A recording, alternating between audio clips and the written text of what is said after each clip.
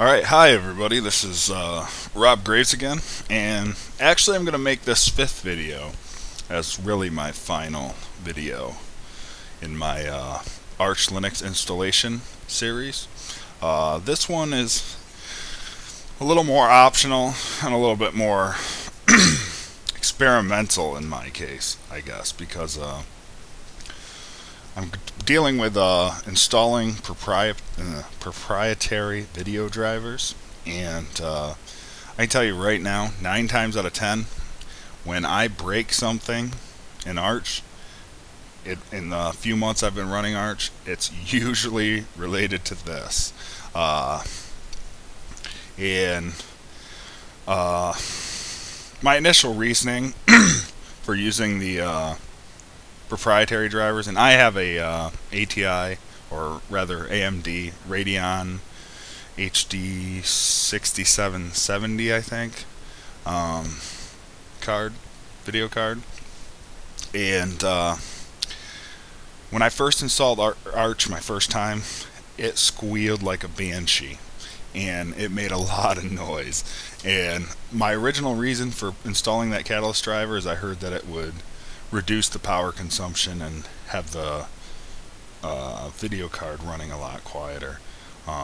Later, after the fact, I've learned that you can set the power levels for the open source drivers, but since I'm already running the Catalyst drivers, I won't mess with that for now, and I think I've got it down to a point where it works. But just a warning, this can cause Xorg to break, and you'll be left without your graphical interface and a little bit of a mess to clean up if you don't do this right. And I can't speak for NVIDIA because I haven't done it with an NVIDIA card, as I only have the ATI, or I still call them ATI, AMD ATI card in my computer right now. If somebody wants to send me an NVIDIA card, I will gladly attempt to do that and make a video about it, but just kidding, it's all good. But at any rate, I'm going to attempt to go through this, but first I actually want to finish off some finishing things here from my previous video that I don't know if I actually covered in the end of the fourth video. So what I want to do here is just mention some last minute things, because I ended up using actually Twill, This Week in Linux's YouTube video on Arch installation as a basis, as I really used his video a lot as a reference point when I did my first Arch install. And so I mean, I'm following up here with just some little extras, and again, pretty much this whole video you can consider optional. And I mean, well, with Arch you can pretty much consider anything optional. I mean, you don't want a GUI or GUI interface, you don't want a graphical interface, that's totally up to you as well, but like if you're running a server or something. But at any rate, I believe I installed Firefox. Also of note is on all the previous videos I was working in a virtual box, and in this one I'm just running my actual desktop. I do not know how well the proprietary drivers and doing what I'm doing, and I'm not really going to be doing it here, actually works in a virtual box. And instead of monkeying with it, I figure I'll just show you what I do here and what things I change and what changes I've made to files. And I'm not going to really do it here as I'm already set up. But first and foremost, I wanted to get these other things out of the way. But I've got like Firefox, and actually I think I did install that, but I usually install also, like, so after you've gotten from my previous video, video 4, after you've installed a window manager or a desktop environment, you may want some of these packages, like obviously a web browser. I mean, if you don't like Firefox, you can swap it out with whatever, Chromium or whatever you like to use.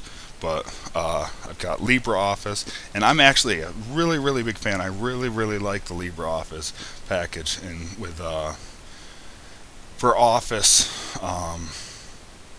programs, I should say, with Calc and Writer. I think it's getting better and better with each release and each update for it.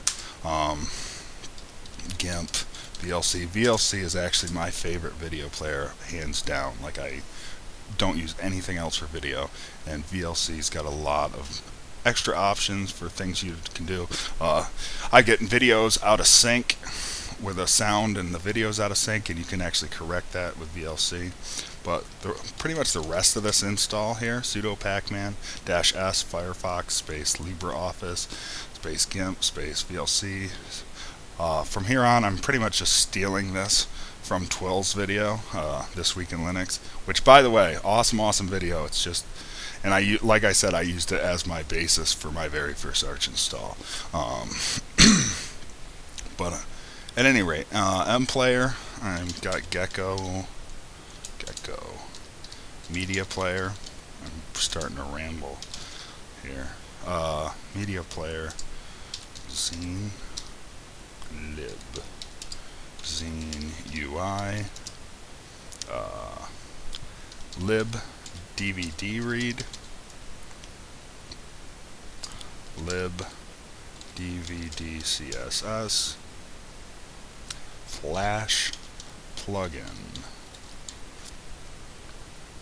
And actually I threw on here streamer, GStreamer 0.10 dash plugins. And actually that package alone, it'll give you the option for default is all if you hit enter, and it's going to have like the good, the bad, the ugly, and base plugins for some codecs and stuff. So I installed all this. So if you hit enter here, basically I got sudo pacman-s Firefox, LibreOffice, GIMP, VLC, mPlayer, Gecko-Media Player, Zine, I don't know how you pronounce that, XINE-lib, Zine-UI, lib DVD read, lib DVD CSS, flash plugin, GStreamer 0.10 dash plugins. And then actually for the GStreamer, it'll ask you which ones you want, and if you hit enter, you'll get them all. Same with LibreOffice, it'll ask you which ones you want, whether you want the writer, calc, base, etc. Enter for all of them. And actually, another thing of note with LibreOffice install there, after it asks you which parts of LibreOffice you want, it's going to ask for a language. And if you're doing it from the command line, you might, if you're not in a window here where you can actually scroll up and see it, there's default is some, I don't know what language it is, it might be German or something, I'm not sure. But I did that once and I was like, whoa, what is this? So 22 is English, or American English, I don't know. But so I actually remembered that 22 is the language I want for that when it gets to the language pack option. But I already have all that, I'm not going to install any of that. But also I figured I'd show you how to do basic updating, assuming that people here didn't already know this or gather this from the video videos I've already done if you have been following along. But hopefully you're researching some of this stuff on your own too, like the Arch Wiki or the Arch forums or Linux distro community. But sudo pacman dash uppercase s lowercase y resynchronizes the packages.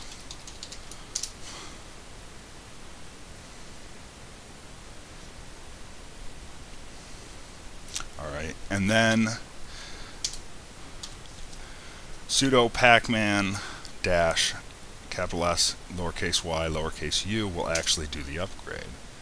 Now I'll actually do this because I'm not too worried about it myself, but updates can break your system, and so you should probably, here, let's get to this web browser. I've signed up for like their mailing list, the Arch Linux mailing list. They've got that right here's their main website, www.archlinux.org. You come down here to the right, community and mailing list. You can click on that, and they got the options to sign up for various announcements and mailing lists for Arch Linux. And like if you go in here, it's got usual like sign up for mailing lists. You'll get an email that you have to respond to and whatnot. But you'll get regular updates of any news, potential breakage from upgrades or what have you. And then here on the forums, that same site, they've got announcements, packages, and security advisories here, and they've got Pacman and package upgrades issues. So really, if you wanted to be secure that your upgrade wasn't going to cause breakage, you are going to want to check before doing an upgrade, because there have been times that upgrades have broke things. So at any rate, Pacman SYU or SYY to resynchronize the packages, and SYU to actually do the upgrade. And I just did one there. And then this one actually I just learned recently, but Yowert, which is and dash capital SYUA, will do the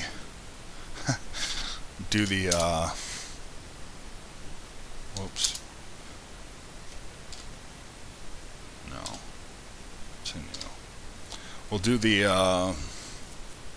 AUR packages that you've got installed on your system. And as you can see here, I got Google Chrome that is getting an update. So that's it pretty much for things I didn't cover before, that I wanted to make sure that I mentioned for an Arch install, that you knew about some of that. But now we're going to move on actually to the proprietary driver installation. And again, my only experience with this is with the ATI AMD Radeon cards with the Catalyst drivers. All of this is well documented right here on the Arch Wiki. You can search through the Arch Wiki and you've got ATI Catalyst, and it's got a lot of instructions. Now, the biggest thing of note, I would say, is that if you had run your system and you've been up to date, you are using a version of Xorg that is not compatible with the Catalyst driver. So you actually have to downgrade this thing. Here, let me check something. Let's do... Oh, I don't have one there. Let's do this then. We go Pacman dash capital S lowercase I, and we'll do Xorg. Okay, let's try Xorg server. Alright, right here. You can see I've got in the repository Xorg 111, which I'm going to get to. I'm using 1.11, which is not the newest version of Xorg, but here in Extra they have 1.12. This is incompatible with the Catalyst driver. So the current Catalyst driver, hopefully they end up getting a Catalyst driver that's compatible with the current Xorg. To be honest, I don't really care. I'm not really sure if you would even notice the difference anyway between the two. But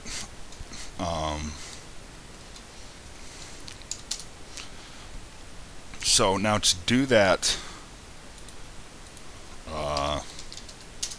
to do the downgrade, you actually have to get into your pacman.com. So you're going to go sudo, you might have to sudo into that, sudo nano etc/pacman.com. I'm not sure, but I'm just going to jump in here just to show you what I've done to mine over here on the right. And if you get down here to the repos, above all other repos, right now ignore this Catalyst one, but above all other repos, above the core, extra community, multi-lib, and I even put them above testing in case I ever feel like playing with testing, so that Xorg 111, this repo, gets used before any of these other ones do. But I've got in here opening bracket Xorg 111. I had to manually add all this, end bracket, sig level equals package required, like the other one there, and then server equals, in this website here, http://catalyst.apocalypsis.net/repo/xorg111/$$ and actually all this is right here on the Arch Wiki for the ATI Catalyst. Right here you can see these Xorg things, the repos here, and they've actually got some older ones. I'm not really sure, but I know this works for me. But I added just this set here, and actually I may have not added this sig level until after this was all done. So you might add it exactly as it shows up on the Arch Wiki. But once that's done, you can save this, Control X, Y, and enter, and save that. Then you actually have to write, you're going to have to refresh the packages there, because you've added a new repo. So you're going to go sudo pacman-syy first.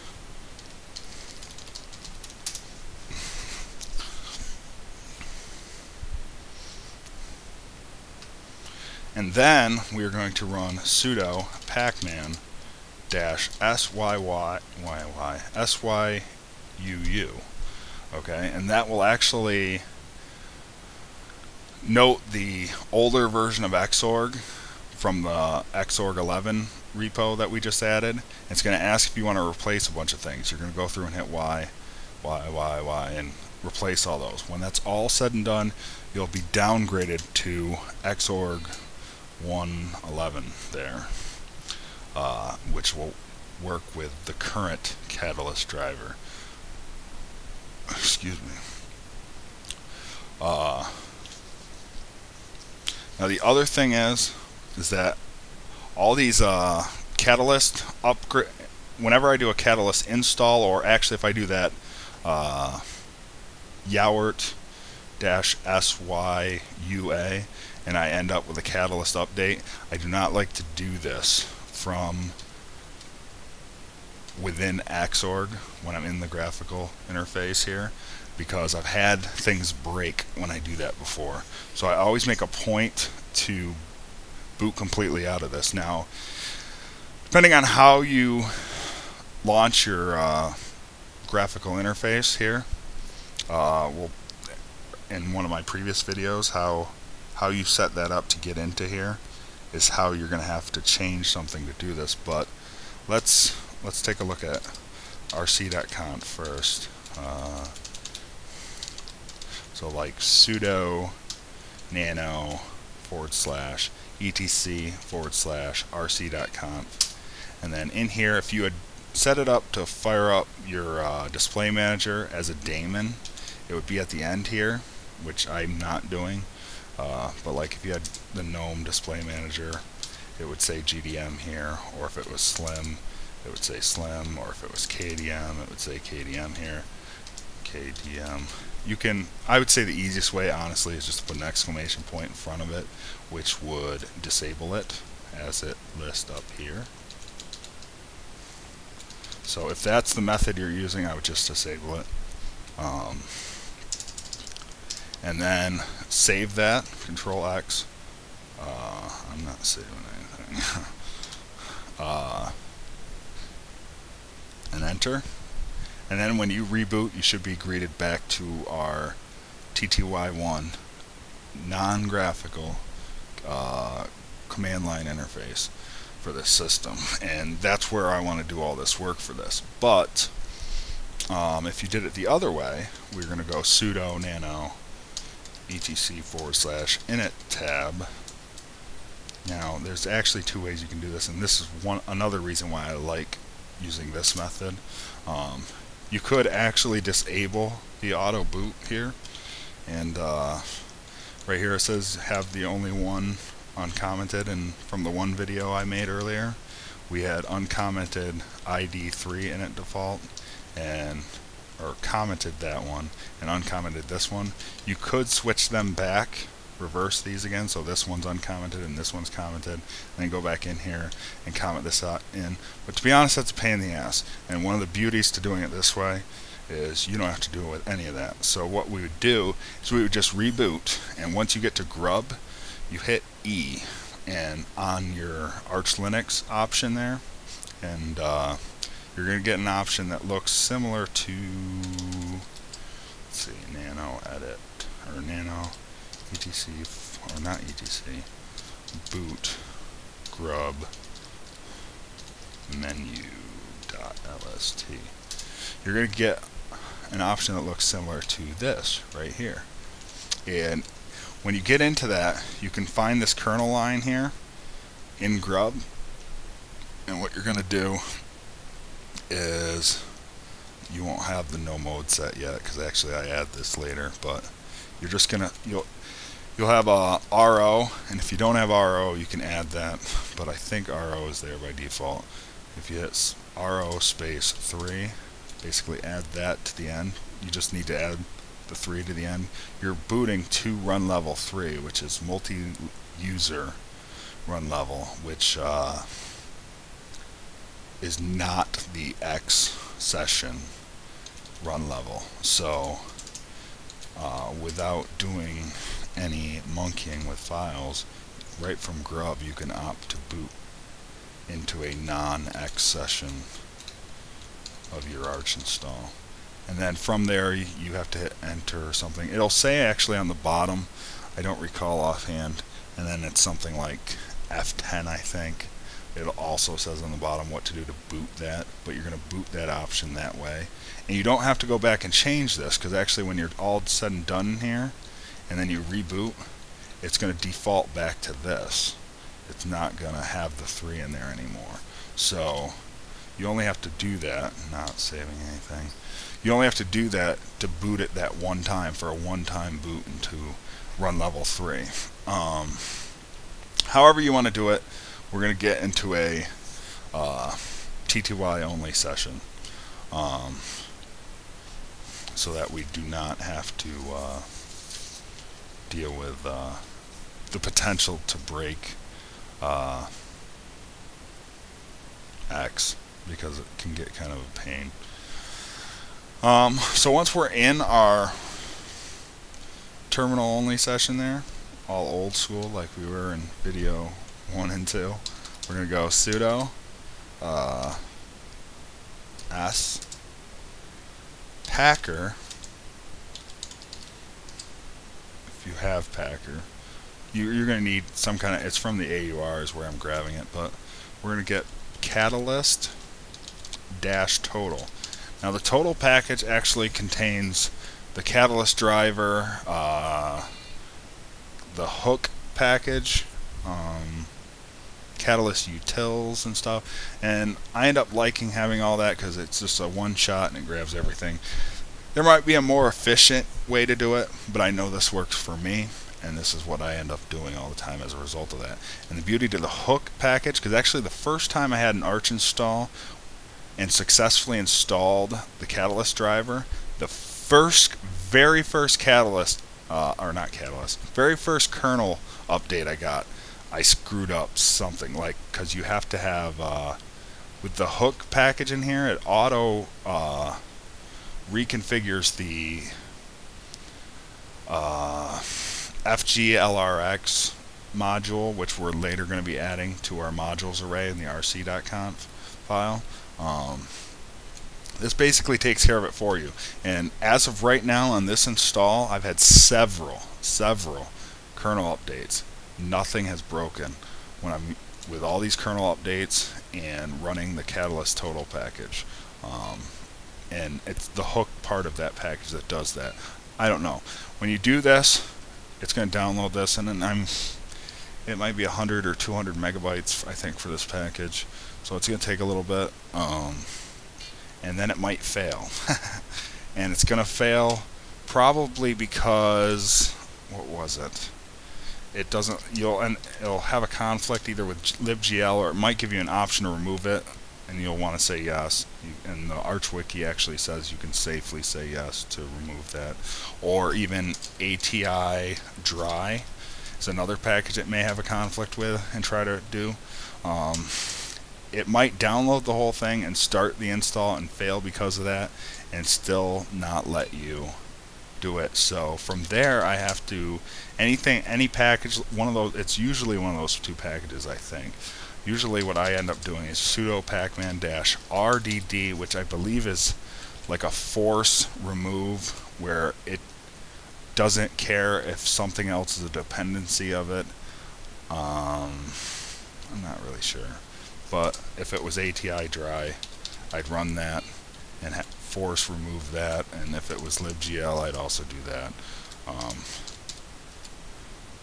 So that was done, and then I would rerun the, that's not even in there because I didn't run it, sudo packer-s, capital S, catalyst, catalyst dash total, there. And once that's all said and done, you've got the driver installed, but we're not done yet, and we are not rebooting. We're staying in this session for a little bit longer. We've got to set up a few things. I made some notes here. One thing I did was I added, at this point, I went back into, for you probably, sudo space nano /etc /pacman.conf. And this also is on the Arch Wiki, this repo, but this is where I added the catalyst repo here. Open bracket catalyst, close bracket. I've got the sig level equals package required in there too. Then that's server equals http://catalyst.apocalypsis.net repo /repo/catalyst $arch. Actually, the only difference this has from the Xorg 111 one is where this one says Xorg 111 in that line, this one says catalyst. I saved that, hit Control X, Y, and enter to save that.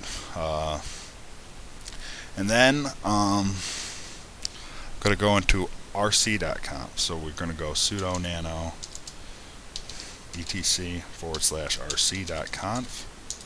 Yeah, I did that right. Second guessing myself here. But right here in the modules array, you need to add, if you haven't done anything else, it's just going to be open parentheses, close parentheses. But in here we add FGLRX. Okay? And then it would be the end parentheses. This over here is my VirtualBox 1. But do that and then save that. But right here, actually it says right here, you have to, if you're doing blacklisting, which is actually the very next thing I'm doing, you have to do it in the modprobe.conf. It says blacklist module. We're going to save this, Control X, Y, and enter to save that. Then I went into nano sudo nano /etc/modprobe.d/modprobe, not mode probe. Mod probe. I've actually done that typo before. Mode probe. Sudo nano /etc/modprobe.d/modprobe.conf. And right in here you can actually see all I wrote in here was blacklist Radeon. And I think that's supposed to block that module from ever being loaded, I think. I don't know. This is kind of a hodgepodge of a bunch of different forums things and other tutorials I've seen, and this has worked for me for quite a bit now. So and now the last thing, we're going to go into I'm not going to really sudo nano /boot/grub /menu.lst. And right here on the kernel line for the Arch Linux boot, we're going to add to the end of that no mode set, and then save that. It's all one word at the end, very end there. no mode set, N-O-M-O-D-E-S-E-T.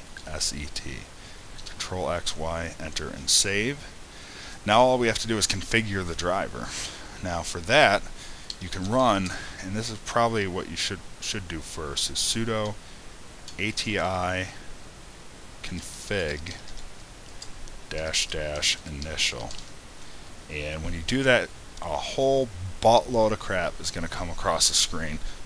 Several pages, I would say, of stuff. And actually, you can pipe that through less so that you can cycle through it. And actually, I don't think that actually does anything. I'm half tempted to try to run that just to show you. But towards the end of that, it shows examples of the commands I'm about to run and some other ones. I only have one monitor, but there's options in there for multiple monitors and whatnot, setups and how you do that. So when you get that, you're going to get a lot of stuff that spits out. But the command I run here anyway, from that point, is number 1 and number 3 on their list of things up there. And I'm just running sudo config -- initial input equals /etc/ x11 with the X being capitalized, because everything's case sensitive in Linux. I wonder if that might be a double. That might be a double dash. I'm not sure. Oh, for the hell with it. Let's show it. If I break it, I broke it to show you guys. Sudo ATI config space -- initial. And we're gonna go space pipe, which is the shifted backslash. If you don't know that. Less. Hit enter. And we got nothing. That's a little disturbing. Ooh. Alright. Quit. I don't even know. Oh, I ran sudo. Maybe I don't want to do that. Control X. No, don't save anything. Alright. Okay. Let's see. Open another one. ATI config -- initial.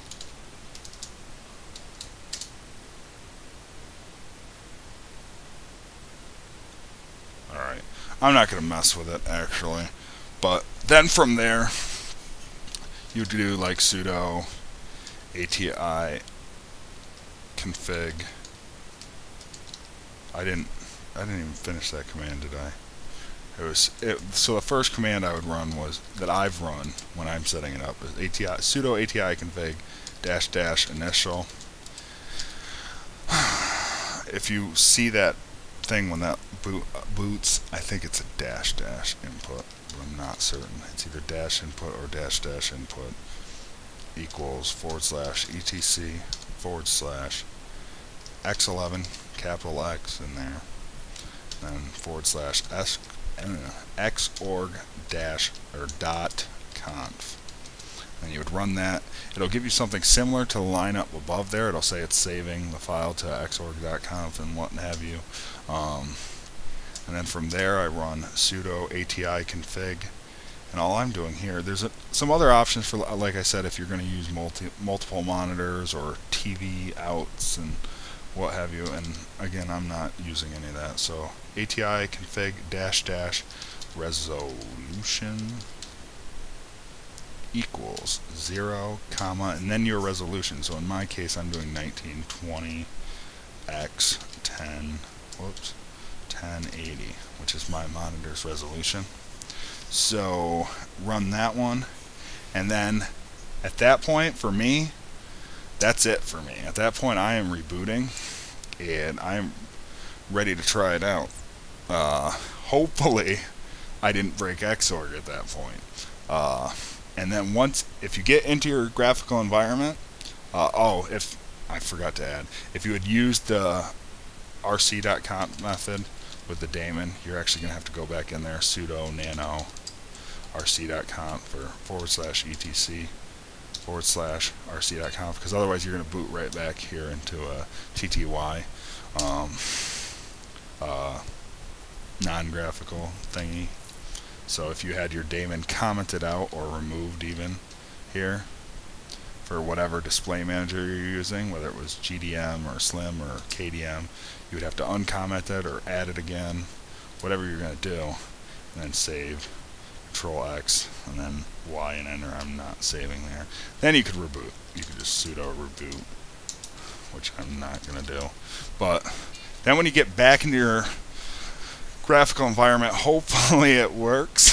So I'm not staking this as this definitely will work, but I can tell you that the majority, if not all, of this information is on the Arch Wiki, and this setup, the way I have described it, works for me, and I've not had any breakage with any kernel updates, any of the graphic updates, and actually when I run the Yowert-SYUA and I get an option for a kernel, or not a kernel, a catalyst driver update, I'll say no, I don't want to do it, and then boot out of X, get out of the Xorg, so I'm out of the graphical session there, and then do the Yowert SYUA outside of the graphical environment, and then I actually go through and reconfigure the device. I make sure that it's still blacklisted. That's probably just a little bit of OCD on my behalf. I make sure that it's still blacklisted. That I don't think it would change my rc.conf or my mod pro. I check it anyway just for fun, and then I do that reconfiguration again, the sudo ATI config -- initial and the subsequent commands there, and reboot. But once you're back here, you can run AMD CCCLE. It's basically AMD's Catalyst Control Center Linux Edition. When you fire that up, poof, you get this little control center here, and now you can monkey with some other settings. So you come in here and choose, like, actually I don't know how well this works, and again I don't know anything about multi-display. I've never ran a multi-display, but here you can see it's starting to notice which drive, which monitor and setup is, and there's other options for 3D and tear-free desktop and so on and so forth, and you can apply that and do whatever you're going to do in there. But and again, my other side note here is this is experimental even for me, so I don't really know if it worked or how well, or if I'm doing it right or not, but I know that it has been working for me, and with kernel updates it ends up recompiling the one module there into it with no problems. I haven't had any breakage, and doing it this way. So this is my method for the ATI AMD drivers. My card again is the AMD Radeon HD 6770, and actually for some reason, I'm not really sure, in Linux it actually listed as a 5700 series, whereas in Windows it listed as the 6770, and I was pretty sure it was a 6770. Not that I care, but I don't know. It's possible that Windows could be wrong, and I would probably lean that way, but regardless, I'm going to end this video now. This is all I am doing on Arch installation type stuff. This is the part that makes me sweat the most, though, the AMD ATI stuff. So I read and reread and reread, and it's, I don't know. It's but again, I've got it functioning the method I've outlined here for myself anyway. I cannot guarantee the same for you, as you may have a different card and it may not have the same issues. I would Google or search through your ATI or through the Arch Wiki if there's any issues, or Arch forums with your specific video card. And also I apologize to NVIDIA users. I don't have an NVIDIA card, so I cannot very well make a tutorial about it. So with that, I say goodbye.